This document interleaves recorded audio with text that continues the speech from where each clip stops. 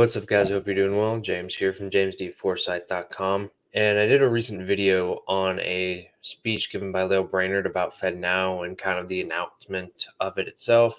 And within that video, I told you guys that I was going to kind of start looking more into it because it's kind of piqued my interest in a way because it really seemed to be similar to what kind of you see all the central bank digital currency videos, right? And so it kind of seems like FedNow, in a way, is kind of setting up that infrastructure. So I thought I'd look into it more. And within that, I guess within that research, I should say, I found a letter written back in 2020 from Esther George, I believe, the president or CEO, I think, as of right now, possibly still as of right now, but at least back in 2020, of the Kansas City Fed. And so with that being said, I'll switch over to a screen share of the PDF. And as always, you can just find this stuff on the Fed's website and that sort of thing. And so it actually went into quite some depth of, we'll say, a little bit of the payment systems history of the Fed and kind of how the role that they played in the development of the payment systems kind of history of the United States monetary system. And so, as always, they kind of have your typical kind of goals and characteristics that they always need. So, across all of its services, efficiency, speed, and safety are essential and require the ability to adapt and innovate with the public's interest in mind. Kind of a generalized statement of why they do what they do, right? And so, in 1913, the Federal Reserve Act, signed in the wake of the banking panic of 1907, directed the Federal Reserve to establish a national clearinghouse to promote check collection at par. And so, really, in this next couple sentences, too, they go into why this check collection was a major thing, right? Kind of the beginning of the Federal Reserve's involvement in the payment systems. Because back during this time in the late 1800s and early 1900s, checks were it seemed like they were just coming into play, if I remember correctly. And it was kind of a different kind of system, right? And so basically, what would happen is banks would take a cut, as she puts, of the funds for processing the check, kind of like as a fee for the service of doing it. And basically, those checks would be physically sent to whatever bank that they were going to, right? And so it was like this with all kinds of settlement in a way. It's just with checks, it was kind of like kind of an intrinsic discount in a way. And so one of the, as they say, inefficiencies and inequities of this kind of processing of checks, basically by having the regional reserve system in a way, they could essentially, as they put, process those checks at par. So if you sent or were paying someone via check $100, say, and then back then before the Federal Reserve, basically, whatever your bank would charge, say 5%. I'm just throwing out a number, right? And so it's some kind of fee, right, for processing that check, settling it with the other bank, wherever that may be, that sort of thing, right? And the further the bank was away, if it was in a different Central Reserve city, so on. Because keep in mind, this was during the time where we had the system set up by the National Banking Act of, I think it was 1863 or 1864, one of those 2 years, I believe, where basically you had the three different types of cities. You had like the Central Reserve cities, the reserve cities, and the kind of the country banks in a way. And so you had different kind of you had different types of national banks, right? Depending on where they were located. And so the further away, the more of a kind of, the higher the fee would be, that sort of thing. And so the Federal Reserve was really trying to kind of mitigate that in a way. And so then in 1918, a more efficient means of transfer funds was developed by the Federal Reserves, initially utilizing Morse code, a system we now know as wire transfer. And so today, the reserve banks continue to operate FedWire for large value transfers, right? And then also something called the magnetic ink character recognition system, which was made in the 1960s, and kind of continuing on with this further kind of checklist society as you go briefly through the kind of payments history of the United States in a way. And so basically a lot of skipping in the letter because the purpose isn't necessarily to go over the entire history of payment systems, right? Seems like the paper here is Highways of Commerce. It seems like that's the discussion paper for the Fed's history in the payment system in general. And so that's something to look into or something to look up if you're interested in going in depth with that further, right? And so basically, in the wake of 9/11, the check clearing for the 21st Century Act or the Check 21 Act went into effect, which reduced physical transportation of paper checks by converting check documents into electronic images and then basically just settled them via that, right? Which I think kind of reflects, I don't know if all banks do this, but I know mine, where you can basically, like, you can endorse the check and then, like, you basically scan the front and back and then you can do it all from your phone and you don't actually go into a physical location. Seems like that's kind of where that's coming from. And then in the 1970s, the Federal Reserve supported the development of the ACH system, which stands for Automated Clearinghouse, right? And so this has undergone recent improvements and has added conveniences, including a pending third same day ACH processing window, which would be available in 2021, right? So keep in mind, again, this letter was written in 2020, right? But the biggest thing in August of 2020, the Federal Reserve achieved a key milestone in FedNow's development. So this has been developing for quite a few years. And I think maybe, I don't know if it's just coincidence or what, but those BIS papers that I went over for the kind of the development of central bank digital currencies was also in the beginning and end of 2020, right? And so I think the last one was in 2021 when it was published, but there were four different papers, and I think the first three were in 2020, right? So kind of a timing coincidence, I guess you could say. It could just be because of the development. And she says multiple times throughout the letter itself that kind of the payment landscape of the country itself is changing. Um, Basically, the behavior people have towards payments and what they want, like contactless payments, that sort of thing, has been growing. And so, kind of taking advantage of that in a way, right, may have been kind of a major catalyst for developing this sort of like instant payments system, right? And so the decision to build and operate the FedNow instant payments infrastructure resulted not only from gathering and analyzing public comments, excuse me, but also importantly from collaborative efforts throughout the 2010s. So this goes back even to, I guess, almost a full decade ago. And so these efforts included initially consulting and subsequently announcing the Federal Reserve's strategies for improving the U.S. payment system and convening the Faster Payments Task Force. Again, another task force. Um, I don't know if they just like that word or what. I've talked a little bit about that in previous videos. Just everything has to have a task force. But ultimately, one recommendation for the task force was for the Federal Reserve to develop and operate instant payments infrastructure, right?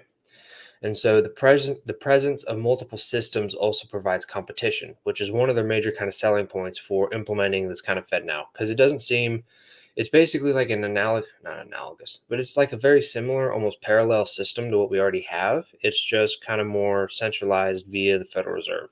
They're essentially saying we'll just do it ourselves instead of having basically the private sector do it, in a way, in terms of kind of the clearing, the kind of the clearinghouse actions itself, I guess would be a good way to put it.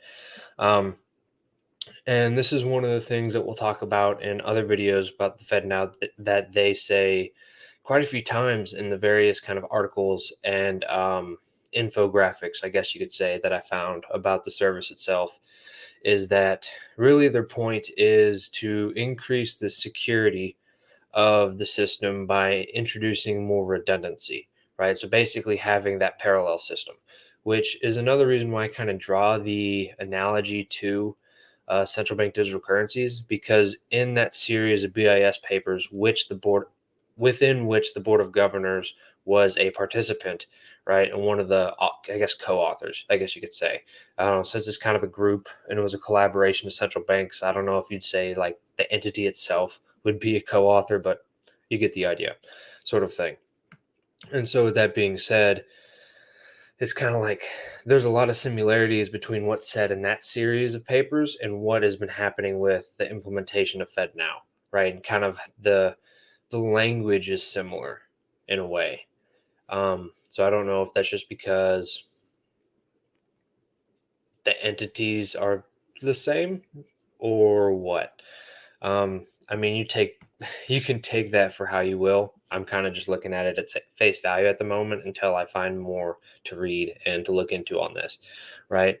And so finally, the Federal Reserve Service will be accessible to all banking organizations in all parts of the country, reaching over 10,000 diverse depository institutions and their customers, right? And one of the things it seems that they're really pushing for with and can be seen in the other sources as well that I've found is that they're really trying to have it for all kind of financial institutions in general, not just depository institutions. Um, Something to keep in mind. And so, as the development of FedNow is underway, it'll benefit from opportunities to learn from the current crisis. Again, this was written in 2020. When considering when or how customers might use the service, right? So, really putting everything in perspective. And so, the lessons from our current crisis could better inform not only the development of the FedNow service, but also importantly, future services that will utilize the FedNow infrastructure to reach end users, right? And so, actually, this is one thing that could be used for would be like implementing UBI, right? Universal Basic Income, because it's really getting into how the processing of checks and the other modes of, I guess, transfer um, that the government transfer payments were used, or at least how they were pushed out to the public, right? And the problems that arose from that. And they said that I couldn't find the actual study, and I don't think there was a citation for it, but they mentioned somewhere that, like, basically a significant portion of the funds that were delivered for those stimulus checks were basically spent immediately, and so that's kind of their argument for having such an instant payment system is like, hey, these people are using it immediately, so we need to basically get it to them as soon as possible because they obviously need it. And that seems to be their kind of line of reasoning, right? At least as they say it.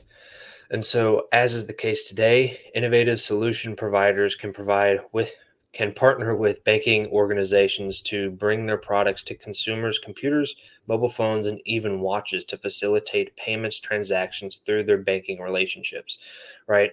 And so this is kind of another concept that I talked quite a bit about during that series of central bank digital currencies. Is it seemed like they were really going to push, um, or they were going to implement it if they were to kind of a tiered system to where the central bank kind of took care of the actual currency part itself, and maybe even like being a central clearinghouse for all transactions in a way, but they would really kind of outsource the major services and quote unquote innovation to the private sector, because there's certain things to where the Fed, like if I remember correctly, like customer service, and other kind of end user interactions to where they basically don't have that type of infrastructure for, it seems, to basically do that kind of to deal with that the amount of throughput and volume of transactions and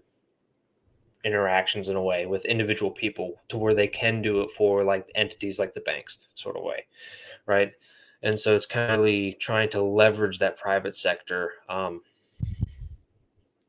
infrastructure in a way. And so really, yeah. um,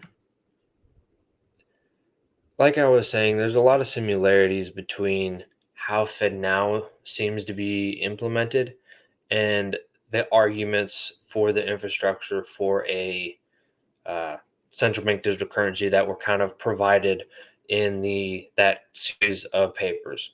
And so, that being said, kind of if you want to look more into those in general, I'll put a link to or a card or whatever for the playlist to those. And of course, I always put the sources in there so you can find it yourself and read the papers. And I highly recommend you do that for yourself, um, and so on. Right. And so the Federal Reserve supports this forward looking approach through its FedNow community. And so they're basically having a community. And there's also an email list, but I don't know if you have to be like eligible to basically be a participant in FedNow to join it, because I clicked on it to kind of try to join the email list because you can get like further developments and that sort of thing. It'll be like, hey, I'd like to read that kind of stuff. See, get it straight from the horse's mouth in a way. And you have to like put your institution, your role, and it was like a drop down menu, and it's basically all like executive board members and that sort of thing. So it's like I don't know if you have to be like eligible, but I don't know how exactly that would work. I might try it anyway because what are they going to do? Tell you no? Um, but basically, building FedNow is supposedly the next chapter for the Federal Reserve's payment services. And that the instant payments infrastructure will be foundational to the future of payment services. And the Federal Reserve stands ready to provide these innovative services with equitable access, efficiency, and safety. Again, kind of that, those three kind of, I guess, goals in a way, I guess you could say. Um, but yeah, basically, that's one of the major reasons why I've been looking more and more into FedNow in general is just kind of seeing like, okay, it seems like this is kind of setting or testing the kind of a infrastructure for CBDC, right? Or could be, right? Not necessarily it being that, but and that's one thing I think is kind of funny is while looking through the different kind of web pages and stuff from the Federal Reserve, you can actually look at some of the public comments that they talked about earlier of kind of when they were originally doing the development of this. And I found it, and it's basically a series of I think 10 emails from other people, and a lot of them were simple things of like CEOs of crypto companies, and it's like you should use Ripple, and that's like all it says is one sentence of Ripple or XRP or or whatever.